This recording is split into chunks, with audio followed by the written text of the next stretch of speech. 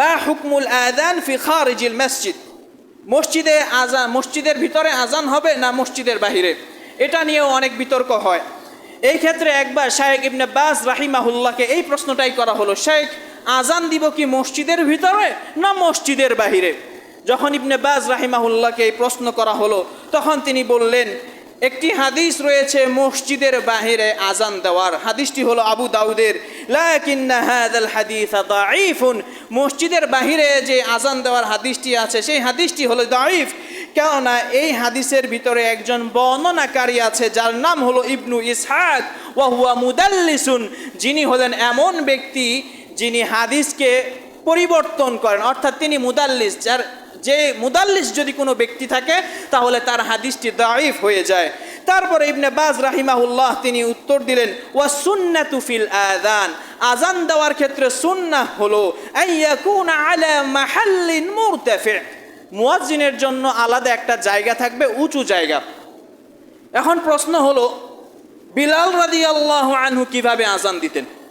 যদি আমরা হাদিস দেখি, এই বিষয়ে একটি হাদিস রয়েছে সিয়ারু আ'লামিন নুবালা নামক গ্রন্থের 2 নম্বর খণ্ডের 181 নম্বর পৃষ্ঠা। আল্লাহর নবী সাল্লাল্লাহু আলাইহি ওয়াসাল্লাম বিলাল রাদিয়াল্লাহু আনহুকে বললেন, ইয়া বিলাল আযিন, হে বিলাল তুমি আজান দাও। তখন বিলাল রাদিয়াল্লাহু আনহু তিনি কাবার উপরে যে ছাদ আছে, কাবার ছাদের উপরে উঠে গেলেন, কাবার ছাদের উপরে উঠে গিয়ে তিনি আজান দিলেন। তো এই হাদিস থেকে বোঝা যায় যে মসজিদের উপরে উঠে বিলাল রাদিয়াল্লাহু আনহু আজান দিয়েছেন। এরপরে ইবনে বাজ রাহিমাহুল্লাহ তিনি বলছেন, আজান দেওয়া দ্বারা উদ্দেশ্য কি? আজান দেওয়া দ্বারা উদ্দেশ্য হলো মানুষের কানে পৌঁছে দেওয়া। যেই পন্থা অবলম্বন করলে সবচেয়ে বেশি মানুষের কানে পৌঁছানো যাবে সেই পন্থায় অবলম্বন করা সর্বোত্তম। প্রথম যুগে মসজিদের উপরে উঠে আজান দেওয়া হতো।